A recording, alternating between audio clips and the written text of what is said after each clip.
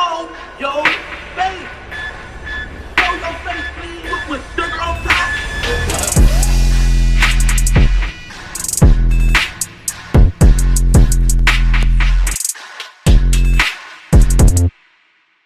Hey, what's up, y'all? Y'all know my slogan. I don't know it all, but I know what I've been through. Now, before we get into this video, make sure you check us out on Patreon at www.patreon.com/Hookah Anonymous _. You guys been telling us to create one for the longest, so we recently created a community where we will upload videos that we can't share on YouTube due to their guidelines. We'll also be dropping the latest to there first, behind the scenes information that you wouldn't find anywhere else on our socials. So make sure you become a member, and after you do that, head over to our official Instagram page at Hookah Anonymous _ and follow us there. Now without further ado, let's get into what you guys came here to see. Now, it looks like more and more is coming out about the case concerning MO3, which is crazy because it seems like we're seeing a bunch of cases involving rappers being solved years later opposed to anywhere close to when it initially happened. I don't know if it's due to investigations or what, but it seems like as soon as you may have thought that you got away with something, that's when them people come knocking. And it seems like that's been the fate for Yella Beezy. Now, Yella has recently been picked up for the unaliving of Texas rapper MO3 back in 2020. MO3 was shot and unalive in his hometown of Dallas while driving on the highway, and two men will follow him until MO3 came at a complete stop. As he exited the car, he went in the car to reach for what people believed to be a firearm, but once he realized it wasn't there, he ran as he was chased down by one suspect and met by the other from behind when he was trying to get away. Despite people feeling like they know who had something to do with it, MO3's death remained a mystery for years, all the way up until this year of 2025. It was two suspects that were arrested not too long after by the name of Keywan Dontrell White and Devin Maurice Brown. White was arrested in August of 2020 after fleeing police who tried to stop him after committing a traffic infraction on a dirt bike. After he was caught, police recovered a 9mm pistol on him. The second suspect, Brown, was an associate of White's and was indicted by a federal grand jury on one count of being a felon in possession of a firearm and one count of conspiracy to possess with intent to distribute a controlled substance after officers searched his home and found a stolen AK-47, money, and drugs. He pleaded guilty to those charges and received an 80-month prison sentence in 2021. Also, in 2021, White was indicted on state unaliving charges in MO3's death in February of 2021 also, but both cases within both individuals are pending. Now, everyone figured this was definitely a hit on MO3's life, and from the looks of it, they're right. Because one of MO3's rivals, who happens to be another rapper who goes by the name Yella Beezy, will be arrested and charged with M for hire when it came to MO3. Yella Beezy was arrested and taken into custody on March 20th, 2025, and according to investigation, Yella Beezy was later indicted by a Dallas County grand jury.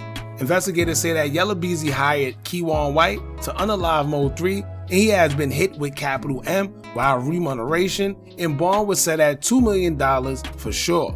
Shortly after that, Beezy's bond was lowered from $2 million to $750,000 during a hearing after his grandmother took the stand to tell the courts that the rapper was unable to post a $2 million bond. Another reason the bail was lowered is because the judge felt that it was pretty extensive given the fact that not much evidence was presented to directly tie Yella Beezy to the case, confirming that he had absolute involvement with the situation. Prosecutors will only state that the two individuals were rivals, they diss each other in songs, and days after MO3's death, Yella Beezy withdrew $40,000 out of his bank account. It wasn't enough to stick on Yella Beezy, and he has since bonded out of Dallas County and will continue to fight his case from the outside until the case is complete. However, as of today, they're saying that another suspect had been involved in MO3's case and had been arrested as of April 1st, 2025. Rumor has it that a man by the name of Jerry Johnson, who is known to be affiliated with Keywan and Yella Beezy, was also just charged with the unaliving of MO3 out of nowhere. Now, according to this order of transfer, it would say, quote, "On this, the 1st of April 2025, it is the order of the judge of the Criminal District Court No. 4, Dallas County, that the following causes be and the same are hereby transferred to Criminal District Court No. 7 in and of Dallas County, Texas, for trial and final adjudication." State of Texas versus Jerry Lynn Johnson, and the offense is similar to Yella Beezy's, as it is capital M while remuneration. If you're wondering why it's stated in the order of a transfer, it's because last year, Jerry Johnson was indicted on RICO charges on a separate gang case, which is separate from MO3's case. So while fighting the previous case, he have recently been involved in MO3's case for whatever reason. As you can see here, he's being held without bond, he's being hit with a capital felony, and the order of the court's transfer was filed March 25, 2025, and then executed on the 28th of March. According to the indictment itself, it'll explain Jerry's role in MO3's case, as it'll say, quote, that Jerry Lynn Johnson hereinafter called defendant on or about the 11th day of November 2020 in the county of Dallas, state of Texas, did then and there intentionally and knowingly cause the death of Melvin Noble, an individual hereinafter called deceased, by shooting deceased with a firearm, a deadly weapon, and the said defendant did then and there cause the death of the deceased for remuneration and the promise of remuneration from Marquise Conway, namely United States currency. Now keep in mind, Melvin Noble is MO3, and when they say Marquise Conway, that's Yella Beezy. So, judging from what that says, it seems like they're trying to say that Yella Beezy went through Jerry Johnson to hire hitmen for the hit, and maybe Jerry was responsible for putting it together. After the hit was executed, Jerry would contact Yella Beezy for the payment promised for the hit that was carried out. At least, that's what it seemed like they're saying to me. It's all alleged. Now, all of this is interesting that Jerry was just brought up on the charges, because the next question is, how does the police know this? How do they know that he allegedly made a call to collect money, and what evidence do they have to back up these claims? Because as we seen with Yella Beezy, even though he was picked up for his involvement, quote unquote, clearly they lowered his bail because they didn't have enough hard evidence to prove their claims of his involvement. So what evidence do they have against Jerry Johnson, or is someone cooperating?